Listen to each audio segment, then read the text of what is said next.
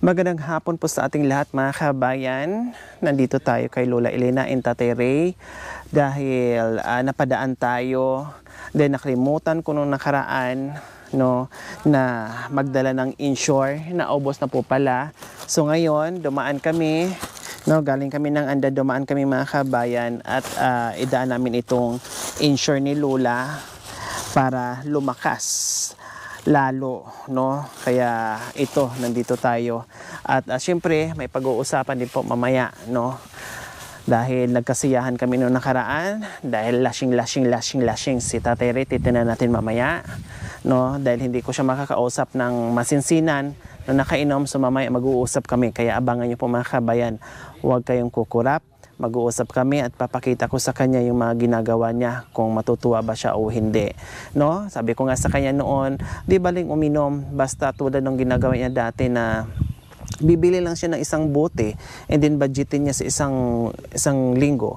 Ayaw ko yung iinom siya na gano'n na madatnan ko and then mabalitaan ko na pumunta doon sa dayo, dumayo pa doon sa kabila para makikipag-inuman. Ayaw ko na ng ganyan. Pwede siyang uminom dito lang, yung siya lang na budgetin niya, wag masyadong madalas sa pag-iinom dahil si Lola Elena ay mahina na, walang ibang aasahan. Paano pag si Tatay Ray ang mauna? Paano na ang buhay ni Lola Elena na hindi na makakilos sa sarili niya? Hirap na nga maghugas sa puwet niya, At paano pag nawala si Tatay Ray? Lalong mahirapan din ako dahil malayo ako. Buti kong kapitbahay ko lang si Lola Elena, nasa likuran ko lang, anytime pwede kong puntahan, malayo. Napaka long distance yung aming tirahan bawat isa ni Lola Elena, kaya kailangan magpalakas ni Tatay Ray, walang sakit, dahil sayang naman yung ginhawa ng buhay na ibinigay natin sa kanila and then ganun na lang mangyari. Kaya ingatan din natin yung mga sarili natin, okay? Kumusta? O kumusta kayo? Kumusta? Ay, ganito. Walang problema ngayon? Walang problema kahit noon pa, walang problema. Kay. So, ayan. Meron ng insure uli. Bago po yan. Baka mamaya, itapon nyo naman po ito, ha? Huwag nyo po itapon kasi ito yung pinakatakip. Pag naalis po ito, tatanggalin ko na po, ha? Oh. Yan. So, ito yung takip niya. Yung sukat ng insure, kung paano uminom, yun pa din Lola Elena yung tinuro ko po sa inyo, ha? Opo. Oh. Ayan, insure. So, ayan po mga kabayan, may insure na si Lola Elena. Yan ang niya, pampalakas. Kasi alam naman natin, pag may edad na, kahit masarap ang ulam, pero kunti-kunti lang kinakain, ngayon, meron siyang gatas, ayos lang. Kahit konti yung kinakain niya, plus maggatas siya. Kundi busog na siya. Kasi pag nag-insure ka mga kabayan, sabi ng mother at father ko, pag nag-insure ka, parang parating busog. Parang parating busog. Kaya bagay yan kay Lola Elena. Si Tatay Ray, okay pa naman, malakas pa naman itong kumain at tumungga. Isang magkanong kutsara.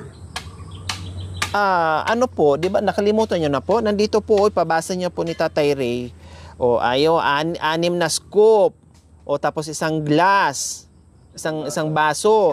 Tapos 6 na scoop. May scoop po dyan, Tatay Ray. Nasaan po yung scoop? Dalawa madam yung nandyan. Ayun. 6 na scoop. Tapos tubig. Tapos isa sa isang baso. Yun na yun. Pwede sa umaga. Isa sa umaga, isa sa gabi bago matulog. Okay, so Tatay Ray, pag-usapan naman natin, tapos na kami mag-usap ni Lola. So ayan po mga kabayan, maraming natuwa, syempre, may natuwa, at may nagsasabi din, nag-advise din doon sa huling episode ni Tatay Ray, kasi nga nagulat nga rin po ako mga kabayan sa pagdating ko na si Tatay Ray ay biglang sumigaw doon, Akala ko, joke lang niya yun, yung pala, nakainom si Tatay Ray. Hindi lang talaga nakainom, talagang lashing talaga. So, sabi ko nga ni Tatay Ray noon, sabi ko, pwede kang uminom Tatay Ray, pero Huwag madalas at pwede naman dito sa bahay, yung isang buti kako, unti-untiin lang tulad dati Lola Elena, yung nasa bukid kay Tatay Ray, tama? Na yung isang buti ay inuunti-unti nyo, tama yung ginawa nyo. Ha, Tatay Ray, seryoso to. Ayaw ko nang maulit yun na ganun kalasing yung madatnan kita, tapos ayaw kong mabalitaan na nakikipag-inuman po kayo doon sa malayo o dumayo pa kayo. Pwede dito lang na mag-inom kayo kasi di talaga mapigilan. Sabihin na natin alcoholic na yung katawan nyo. Sabihin na natin talagang hanap-hanapin nyo yung nakasanayan nyo. O sige, hindi namin kayo mapipigilan, Tatay Ray. Pero kailangan yung kontrolin, kailangan yung disiplinahin. Hindi pwede na dadayaw kayo sa ibang lugar o doon sa kapitbahay o malayo, no? Oo, madam. Para na talaga makikipag-inuman kayo. Alam niyo po kung bakit, Tatay Ray. Kaya nga tatay na ang tawag namin sa inyo at lola o nanay kasi parang magulang na namin kayo. Ayaw namin kayong magkasakit, Tatay Ray. Kasi kailangan kayo ni Lola Elena. Kasi si Lola Elena talagang hindi na kaya, no? Hindi na talaga kaya. Honestly po mga kabayan, kahit nga sa sarili ni Lola Elena magbihis, hindi na po talaga niya kaya. Kailangan talagang alalayan. Kasi nga mahina na po talaga si Lola Elena. So ngayon, Tatay Ray, pag halimbawa nagasakit kayo, kayo naman ang alagain, paano kayo maalagaan ni Lola Elena? Oo. Hindi, 'di ba? Oo. O, paano halimbawa, wag naman po sana, paano pag nauna kayo namatay? Kasi ang tao diyan naman talaga pupunta, paano si Lola Elena? Kawawa po siya. Kasi ako malayo, no?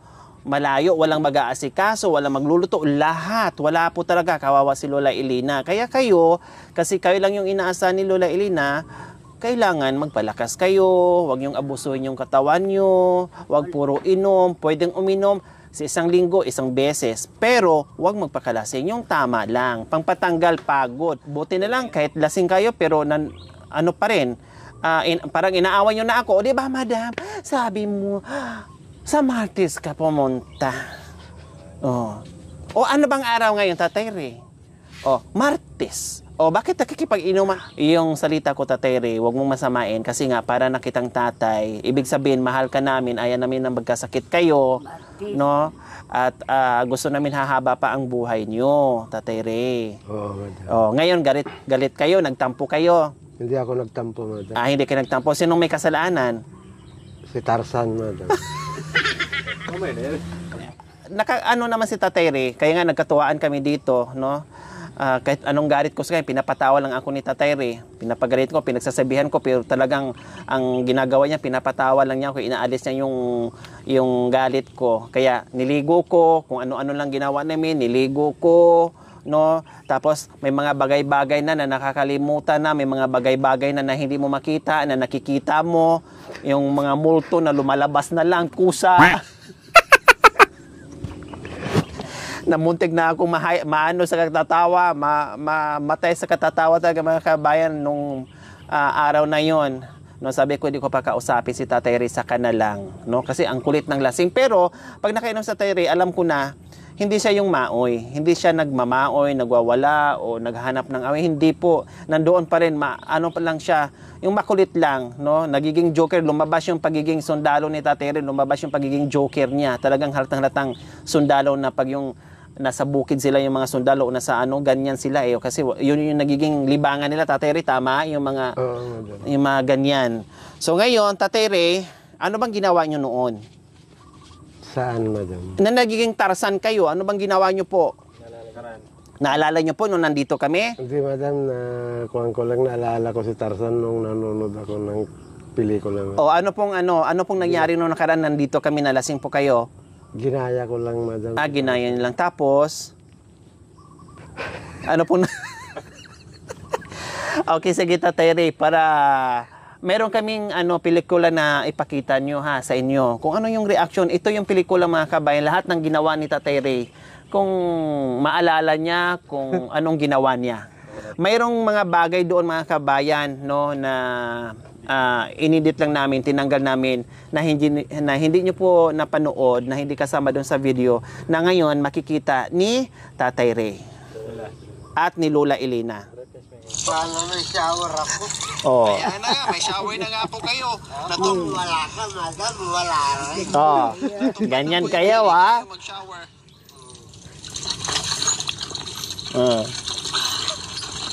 Parang nagdidilig ako ng halaman.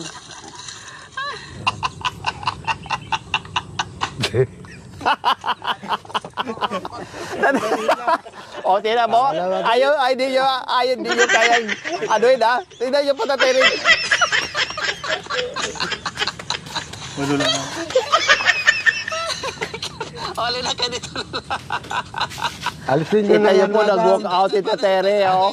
Hindi niya kayang tingnan yung sarili niya. Alisin nyo na yan, Yung madam. hindi nyo nagagawa nyo ngayon. Kasi ito ang nagagawa sa lasing. Oh, Lola, anong nangyari? Anong nakita nyo po? Oy, ang sweet. Ala. Ay, doon na Lola, doon. Hayaan mo na siya dyan. Kaya mo lang. Doon, upo, upo. O, paano si Ay, uulitin nyo po ba yun? Hindi na, madam. Ha? Hindi na, madam. Hindi na. Huwag nyo nang antayin ha, na lahat-lahat makita ha. Tama na.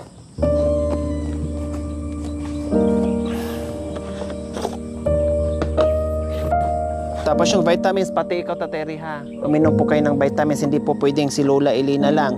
Kasi kailangan nyo rin magpalakas. Dahil kung hindi kayo malakas, may sakit kayo, paano yung maalagaan si Lola? Kaya pati sarili nyo, palakasin nyo rin po.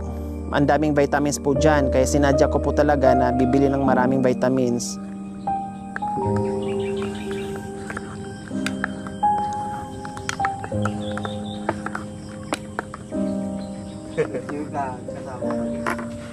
Ito po, Lola.